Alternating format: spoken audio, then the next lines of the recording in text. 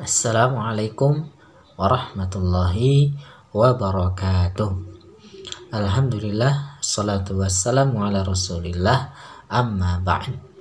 Apa kabar anak-anak yang solih dan solihah di kelas 3? Mudah-mudahan anak-anak semua senantiasa dalam lindungan Allah subhanahu wa ta'ala.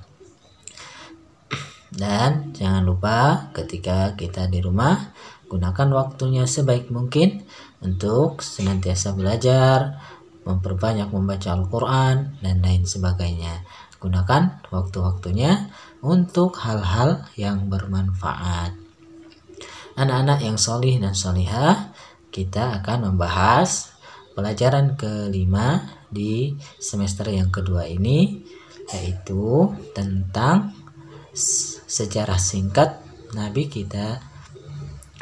Ismail alaihi salam, ya.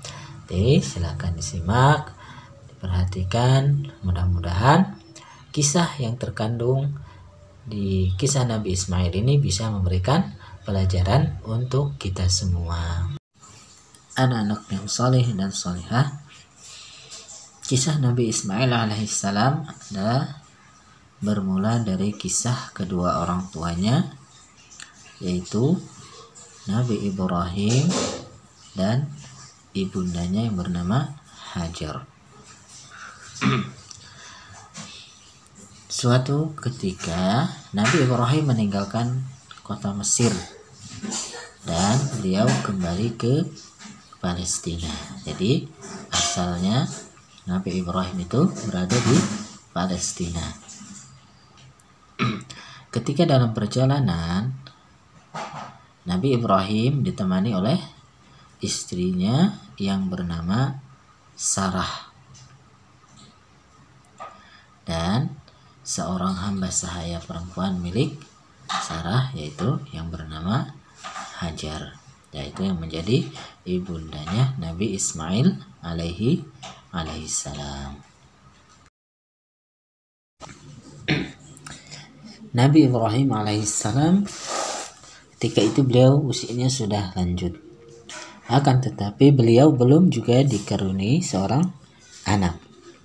Nabi Ibrahim sangat mendambakan akan kehadiran seorang anak. Sampai beliau berdoa, "Ya Allah, anugerahkanlah kepadaku anak yang soleh." Nabi Ibrahim berdoa kepada Allah Subhanahu wa ta'ala agar diberikan keturunan. Kemudian Sarah pun istri beliau sudah lanjut pula usianya. Dia sangat memahami betapa Nabi Ibrahim mendambakan seorang anak. Namun Allah Subhanahu wa ta'ala belum mengizinkan beliau mendapatkan anak. Kemudian Sarah menyuruh atau memerintahkan kepada Nabi Ibrahim alaihissalam untuk menikah dengan Hajar. Setelah Nabi Ibrahim memikirkan, kemudian Nabi Ibrahim pun menikahi Hajar, yaitu yang menjadi ibundanya Nabi Ismail alaihissalam.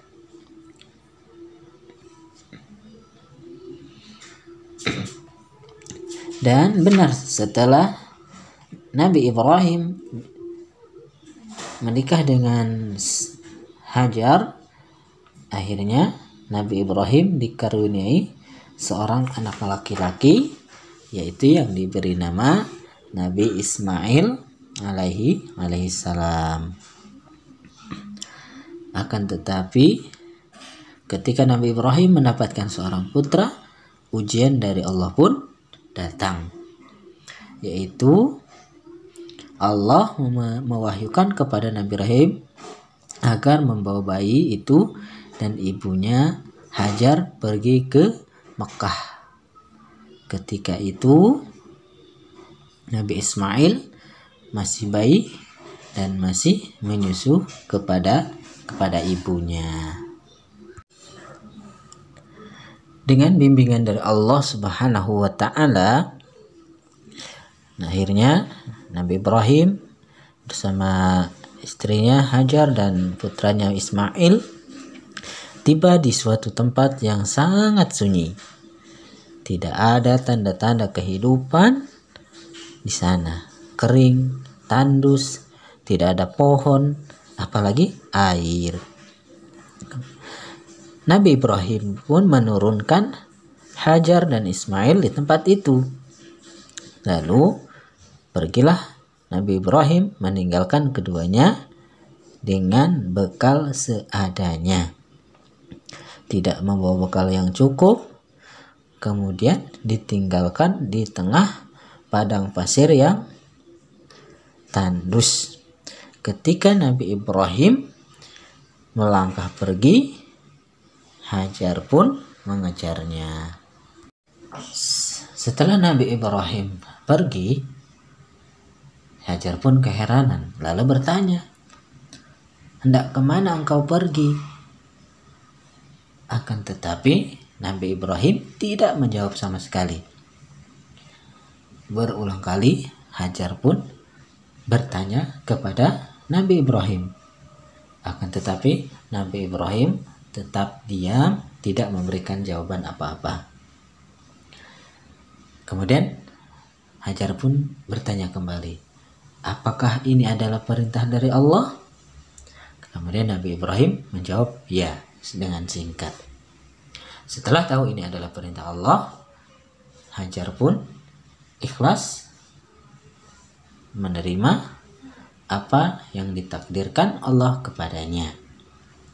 Ia siap tinggal di padang pasir yang tandus bersama putranya Ismail alaihissalam. Hajar pun taat terhadap apa yang Allah perintahkan kepadanya. Pasti orang yang bersama Allah akan Allah berikan pertolongan. Tidak usah takut ketika kita bersama Allah. Setelah sekian lama tinggal, akhirnya perbekalan pun habis. Kemudian Nabi Ismail pun kehausan, akan tetapi tidak ada maka air sama sekali. Hajar pun berlari kecil dari Bukit Sofa, namun ia tidak mendapati seorang pun di sana. Kemudian ia turun dan berlari sampai tiba di Bukit Marwah. Hajar pun bolak-balik dari Bukit Sofa ke Bukit Marwah hingga 7 kali. Hajar pun akhirnya menoleh ke belakang dan ternyata dilihatnya malaikat Jibril sedang menggali tanah di bawahnya dengan sayapnya hingga memancar air dari dalamnya. Hajar benar-benar bersyukur melihat kejadian itu. Dia langsung meminumnya dan mengisi tempayan yang di bawahnya. Sejak itu air selalu memancar dari tempat tersebut, dan itulah air Zam-Zam seperti yang kita kenal sekarang. Dan air Zam-Zam tersebut tidak pernah kering, tidak pernah habis sampai hari ini, walaupun berjuta-juta orang yang meminumnya. Setelah sekian lama berpisah dengan Hajar dan Ismail, akhirnya Nabi Ibrahim kembali ke Makkah atas perintah Allah. Mereka pun berkumpul kembali pada suatu malam.